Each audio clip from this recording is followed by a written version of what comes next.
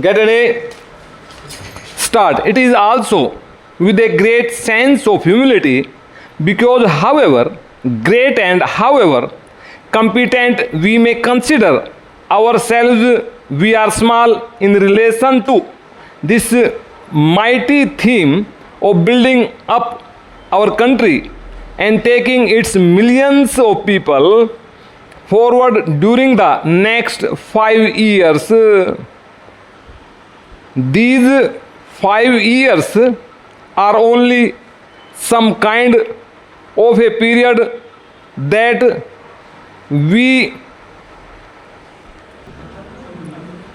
fix for our convenience because there are no isolated periods in the march of a nation. It is a continuous march. We must really think in terms of even longer periods and in terms of several 5-year plans. This is the second. Nobody thinks that at the end of the second plan we shall have been at the end of our journey. There is no journeys, and when a nation is marching, living out the ultimate ends, even such a goal as we envisage, the objective of a socialist pattern of society is not going to be achieved at the end of the first 5-year plan or the second. It may require 3 or 4 5-year plan periods before we can say with some confidence that we have very largely achieved it. Therefore, we must keep this large perspective in view. In planning especially, we are apt to forget the larger perspective and lose ourselves in some particular aspect which is of importance and yet which may very well come in the way of the larger perspective.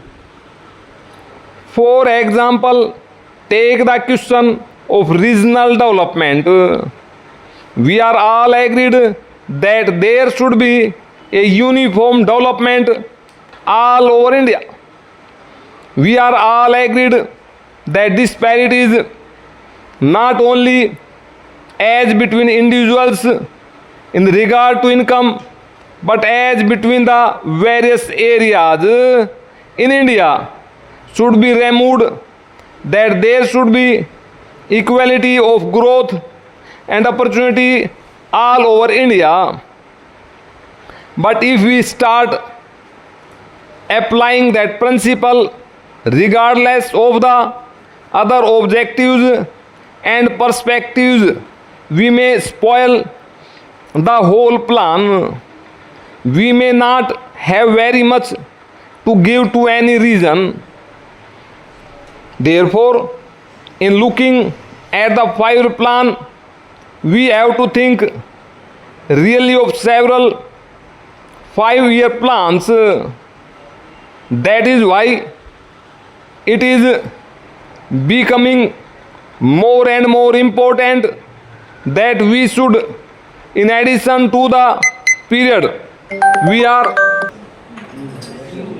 dealing with, have a longer perspective in view.